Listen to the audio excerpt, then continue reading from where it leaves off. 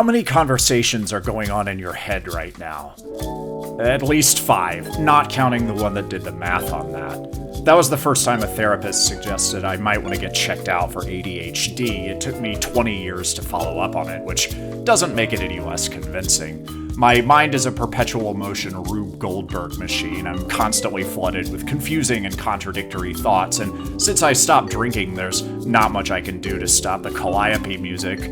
I sometimes go into rumination death spirals when my anger gets mad at me, and if anyone else talked to me the way I talk to myself, I'd get a restraining order.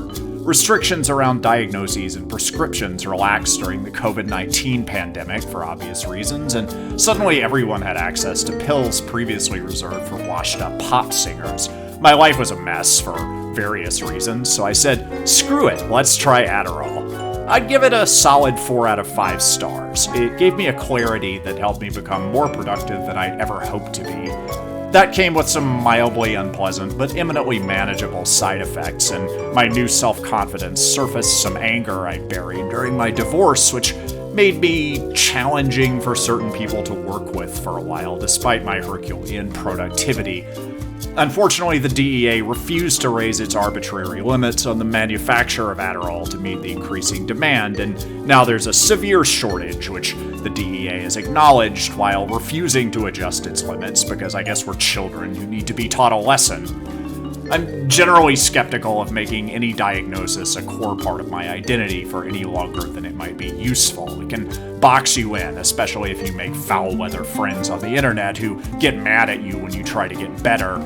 One reason it took me 20 years to get diagnosed is I heavily identified with my previous diagnosis of depression, which deepens my appreciation for the music of Morrissey, but provides a limited framework for engaging with the world. But now that I'm raw-dogging ADHD again, I can see how it's been a lifelong impediment on achieving most of my larger life goals, and I was pretty high-functioning. Many people built entire lives around their Adderall prescriptions that are falling apart now. If you get on Adderall and you like it, my advice is to take less than the prescribed dose and hoard the rest.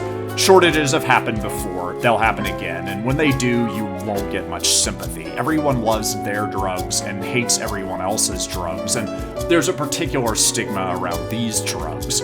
Maybe because people have the uneasy feeling they're being worked to death and like to project that onto people who mitigate the problem with speed. It's a symptom of a deeper spiritual rot in society that only Gabor Mate understands, but I don't see the harm in a radical experiment in treating people like grown-ups who can make their own decisions. In conclusion, screw the DEA.